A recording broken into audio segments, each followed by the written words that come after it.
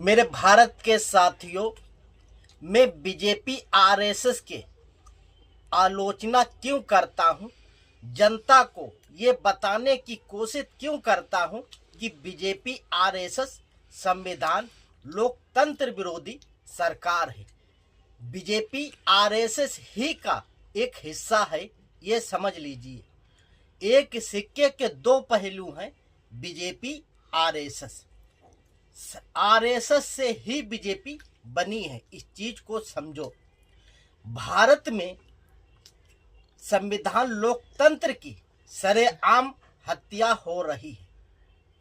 इसलिए मैं कहता हूं कि बरेली में 12 लोगों ने जो मुस्लिम कौम के थे, एक मकान में नमाज पढ़ ली।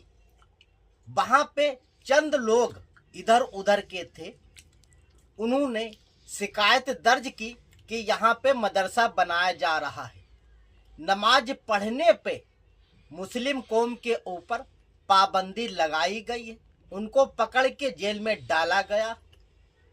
और दूसरी तरफ ये आरएसएस और बजरंग दल के लोग खुलेआम गुंडागर्दी करते हैं।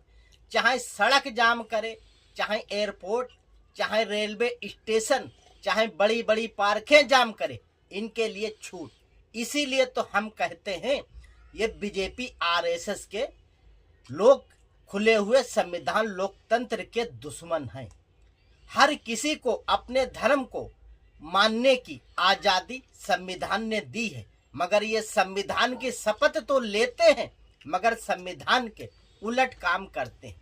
ये मनुस्मृति को मानने वाले लोग हैं। ये चाहते यही हैं कि भारत में लोगों को बांटा जाए, हिंदू मुस्लिम करके झगड़ा लड़ाया जाए, लोग महंगाई, बेरोजगारी, शिक्षा, स्वास्थ्य पे बात ही ना कर सके। इसलिए ये साजिश रची जाती है। इस साजिश को हम सब लोगों को समझना है।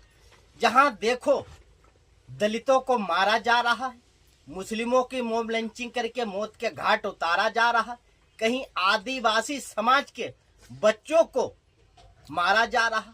ये चाहते यही है कि सिर्फ ये जातिवादी, मनुवादी, सामंती सोच के लोग ऊंचे पद पर बैठे। इस चीज को हम सबको समझने की जरूरत है। एक एक चीज को खंगालने की जरूरत है कि हर ऊंचे पद पर ये आरएसएस की विचारधारा के लोग क्यों बैठे और क्यों बिठाए जा रहे हैं। आपको कुछ दिनों का याद होगा, चेतन सिंह एक पुलिस ऑफिसर था रेल के अंदर,